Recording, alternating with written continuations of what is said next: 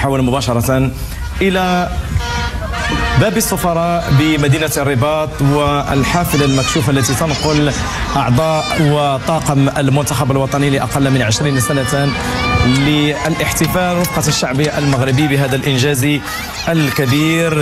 كما قلت بعد هذا الإنجاز كل المغاربة أبوا إلا أن يشاركوا أشبال الأطلس بهذا الفوز وأيضا بهذا التتويج الكبير. باب السفراء برمزيته الكبيرة وأيضا بتاريخه العريق يعرف في هذه اللحظات مرور هذه الشحنة المكشوفة التي تحمل أعضاء المنتخب الوطني والطاقم التقني، وفي الجنبات حشود من الجماهير المغربية التي أبت إلا أن تحضر من أجل مشاركة المنتخب الوطني أقل من 20 سنة هذه الفرحة الكبيرة وهذه هذا التتويج العظيم للمنتخب الوطني أقل من 20 سنة. أشبال الأطلس أبطال العالم بالشيلي، وكما قلت فهذه اللحظات هي لحظات التتويج، هي لحظات امتنان، هي لحظات الاعتراف بهذه المجهودات الكبيرة من باب السفراء، البوابة التاريخية التي طالما استقبلت الوفود والملوك والسفراء. ينطلق هذا الموكب، موكب من نوع خاص، موكب أبطال عادوا من أقصى قارة يحملون بين أيديهم كأس العالم لأقل من 20 سنة ليعيدوا إلى الذاكرة معنى الانتصار ومعنى الانتماء.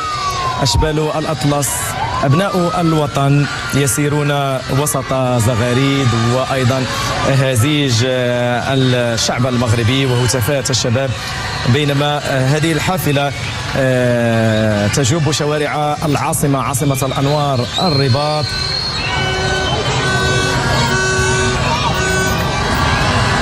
كما قلت تتوقف بين لحظة وأخرى لمشاركة هذه الاحتفالات الكبيرة مع الشعب المغربي. هنا تلويح بالعلم الوطني من مختلف الحاضرين وأيضا تصفيقات وأهازيج على هذا المنتخب الوطني. هنا من داخل الحافلة لاعبو المنتخب الوطني يوثقون هذه اللحظة بصور تذكارية مع الشعب المغربي بعدما حملوا الفرحة والسرور للمنتخب الوطني. هي إذن فرحة شعب بأكمله، فرحة وطن يرى في هذا الجيل استمرارا لمسار ملكي حكيم آمن بأن الاستثمار في الرياضة هو استثمار في الإنسان وفي صورة المغرب الحديثة. يتواصل هذا الاستقبال الشعبي وهذه الفرحة الشعبية لأشبال الأطلس. دائما أمين تشاركوا معايا التعليق على هذا عشناه مع الأسود في مونديال تكرر هذه الصور هذو. نعم. وكيكون نفس الإحساس اللي يخصو الدارجة. نعم. نعم.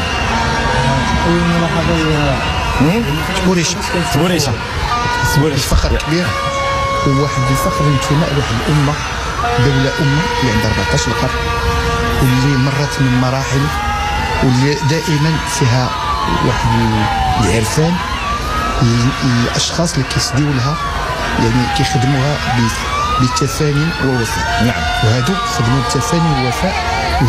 حتى ما تفوتناش فرصه وسي نشكروا، شكرنا الناس المكونين هنايا وكل شيء، ولكن حتى التعلق اليوم ديال الشباب المغربي بالرايه ديالو كبر.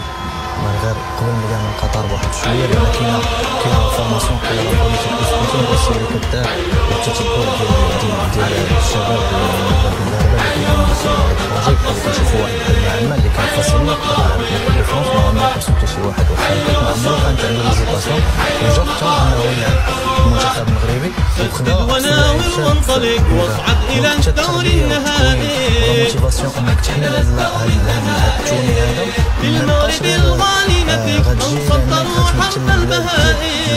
من سطروا حرف البهائي تقدر تكون القاب مع الفريق ديالك ومع المنتخب الوطني. كنظن هذا سوى اي لاعب في العالم هو شي فدي انه ياخذ لقب مع المنتخب الوطني ديالو ولقب مع الفريق ديالو ويختار المنتخب الوطني ديالو. اليوم كيجيو الناس باش يبداو يختاروا المغرب على الحب، ولكن لانه حتى المغرب ولا كيعطيك بلون كارير انترناسيونال في مستوى كتاخذ واحد الحاجه انت راه سافرتي برا ما كاينش شي بيت مغربي كتدخل في جميع دول كره الطاوله العالم ما كتلقاش فيه يعني الريحه ديال المغربيات الام ديالك والاب ديالك كيربطوك على حب الوطن بشكل او اخر وقت ما ابتعدتي يعني عشتي في الغربه ما كتعلق بالارض ديالك راه كتدخل اول حاجه كتلقى التلفازه المغربيه هي اللي كاينه في البيت الارض ديالك عطاتك روتور بيان سور كتجي عاوتاني هي فين كيكون داك لوسموس الكبيره فين كيوقعوا لي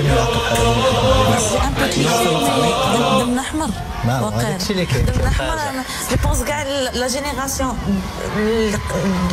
اي جينيراسيون عنده واحد المغربيت ما انكرويابل. المهم إذا نواصل هذا ودزنا من الميتافور نواصل هذا نعيش سويا هذا الحدث الرياضي التاريخي الكبير للمملكة المغربية من باب السفراء البوابة التاريخية من قلب العاصمة المغربية الرباط عاصمة الأنوار. انطلق اليوم هذا المشهد الذي سيكتب بحروف الفخر في الذاكرة الوطنية. ها هم أشبال الأطلس أبطال العالم يعودون إلى أرض الوطن. تتقدمهم هذه الحافلة المكشوفة وسط الجماهير المغربية الغفيرة التي جاءت من كل المدن المغربية والجهات لتقول لهم أنتم فرحة المغرب، أنتم جيل الحلم الذي أصبح واقعا. من هذا الباب أو من باب السفراء العريق الذي استقبل عبر التاريخ السلاطين والسفراء والمبعوثين، مر هذا الموكب، وها هو موكب الأبطال يشق طريقه عبر شارع الحسن الثاني وسط بحر من الأعلام والعيون التي وصل الآن الموكب إلى شارع محمد الخامس وسط بحر من الأعلام والعيون التي تفيض بالدموع فرحا. مشهد يختزل 25 سنة من الرؤية الملكية في بناء نهضة كروية شاملة، رؤية جعلت من مراكز التكوين منارة أخرجت هؤلاء الفتيان ليحملوا اسم المغرب عاليا في سماء العالم. فيا له من مغرب متميز اليوم. أشبال الأمس صاروا أسود المستقبل، والمغرب الذي صعد منصات التتويج في القاعات والملاعب وأيضا الأولمبياد يؤكد اليوم أنه قوة كروية عالمية. إنها لحظة تتجاوز الرياضة، لحظة تعبير عن الانتماء والاستمرار.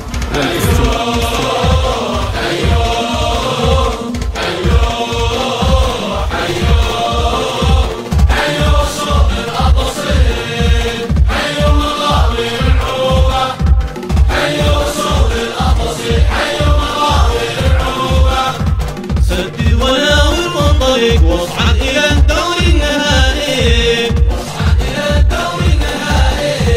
في المغرب الغالي يديك من سطروا حرف البهائي، من سطروا حرف البهائي.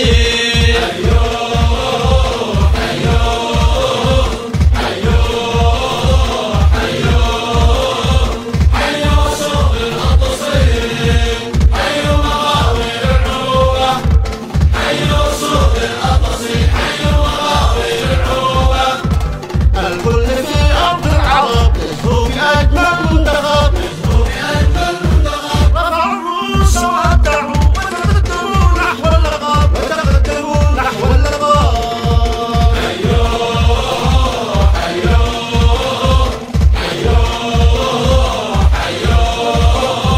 حيوا سوق الأطلسين، حيوا مغاوي العروبة، حيوا سوق الأطلسين، حيوا مغاوي العروبة.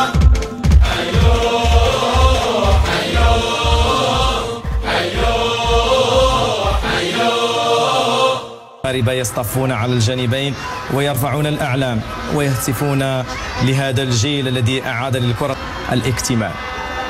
اليوم ما نراه في الرباط ليس احتفالا فقط، إنه مشهد مغربي جامع تتعانق فيه الرموز كما قلت من باب السفراء، رمز السيادة إلى قنطرة مولاي الحسن، رمز ماشي فقط ناخب وطني ولكن عنده واحد المشروع تربوي تكويني فيه وغادي يعطيه الماكسيموم. وشفتوا انه في كاس العالم كان هو لو شيف دو بروجي لانه كيتكلم بجميع اللغات واستطاع يوصل الافكار ديالو تقنيه تكتيكيه وحتى التواصليه الانسانيه اللاعبين ولات مغامره انسانيه عاشوها الدراري هذا. داكشي اللي عاشوا في الشيء 12 ساعه ديال الطياره في جزء من العالم اللي ما كيعرفش الشيء الكثير على المغرب وكانوا خير سفراء المغرب.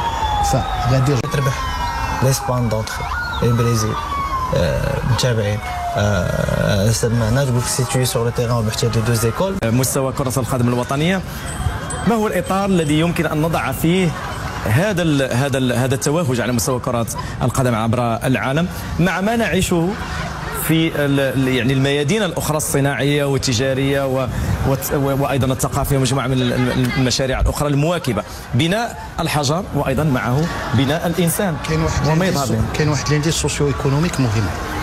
التطور ديال الرياضه في البلاد كيكون مرهون بالتطور ديال الاقتصادي والاجتماعي ديال ديك البلاد. نعم. قد ما كتطور اقتصاديا وكتنتعش اجتماعيا قد ما حتى كذلك الرياضه كتكون غدا في خط الموازي. لان لا بلوس دو مويان، لان اليوم الرياضه صناعه ما يمكنلاش نعتبروها فقط تنشيط او الوزير او ترف، لا صناعه، وهذه الصناعه عندها الاسس ديالها. الى الاقتصاد ما كانش منتعش ولا كاش من الناحيه الاجتماعيه ما كنفتحوش افاق المواطن باش يبدا ويخلق ويبتكر في هذا المجال اللي هو الرياضه. نعم. فما يمكنش تمشي. وكره القدم اليوم هي القاطره ديال الرياضه الوطنيه وهي اللي فتحت افاق لان هي الرياضه الاكثر شعبيه وهي الرياضه ديال جميع الطبقات الاجتماعيه. نعم. كتمشي للملعب كتلقى في الفيراج الناس ديال الطبقه الفقيره والكادحه وكتلقى الناس اللي في لي لوج وكلهم كيتعايشوا في هذاك المجال وفي ذاك المحيط اللي هو ملعب ديال كره القدم وكلهم كيشجعوا نفس الفريق وعندهم نفس الطموحات. غالبا هذوك الناس اللي كيكونوا وصلوا لي لوج راه دازوا من الفيراج، كنعرف شي وحدين دازوا من الفيراج ودازوا من التريبين ودازوا من بلايص اخرين ديال التيران لان حتى هو كيكبر. لان قلت واحد الكلمه مهمه امين، هي كره القدم الرياضه ديال كلشي، وهذا الشيء علاش كنشوفوا انها فيها كلشي لان هذا المنتخب ماشي كلشي جا من طبقه فقيره ولا كلشي جا من طبقه متوسطه، كاين اللي تا هو كان يقدر ما يلعبش. اللي كنشوفوا حسب التوجهات الان اللي كاينه في مدارس التكوين وماذا كنشوفوا يعني ابناء من جميع الطبقات جايين كيلعبوا انصومبل لان مشى الفكر ديال الكره لهذه الطبقه من المجتمع. لا اليوم كتشوف كلشي، كتشوف مدارس كثيره، تسمى الكلمه ديال لانكلوزيون. فوالا سا تيد سا ان اوتي دانكلوزيون مي كيف قلتي سي اوسي ان اوتي دو ديفلوبمون. اليوم السوفت باور ديالك السميه ديال المغرب لا حسبتي شحال مره جبدات في لي موتور دو ريشيرش من نهار لحد بالليل. اليوم حنا الاربعاء تنهضروا غادي تلقى ملايين المره اللي السميه ديال المغرب جبدات. علاش؟ لان واحد 23 ولا 26 شاب مغربي قرروا انهم يجيبوا كاس العالم للمغرب ويصدموا العالم كامل وكل شيء تيكتب للمغرب تصدم العالم. كاين اللي كيعتبرها معجزه لانه ما عرفش الخدمه اللي دارت، كاين اللي كيعتبرها معجزه بروغرامي. كيف قلت لك انا بالنسبه لي انك تمشي من شابو 4 في كره القدم ودير اللقب فهي معجزه كرويه بكل ما تحمله الكلمه من معنى. وكاين اللي كيشوفها عاوتاني الناس اللي قراب واللي عارفين كيفاش المغرب خدم على قبل هذه الفئه هذه بالضبط، لان هذه الفئه هي ديال المستقبل جات الوسط، جات ما بين الحاضر والمستقبل. كنا نقولوا انا فئه المستقبل هي اللي يو 17، ولكن هادو دابا فئه ديال ايمينون دابا حاضر قبل ما يكونوا مستقبل. لان كيف قلنا في الاول لاعبين من هنا يقدروا يلعبوا في لا بروميير ايكيب من غدا بعيد. انا بيني لا كان انا لا استغرب ان واحد او جوج منهم ولا ثلاثه يقدروا يكونوا في اللائحه الاوليه من بعد اللائحه النهائيه بوتيتر با. ولكن اللي كيهمني في هادشي كامل هو انه استعملتي كلمه سوفت باور. كتدخل لجوجل كدير موتور دو ريشيرش القوه الناعمه، القوه الناعمه كدير موتور دو ريشيرش كتلقاه موروكو. هذه 40 سنه كان اللي كيخلط موروكو مع دوله اخرى.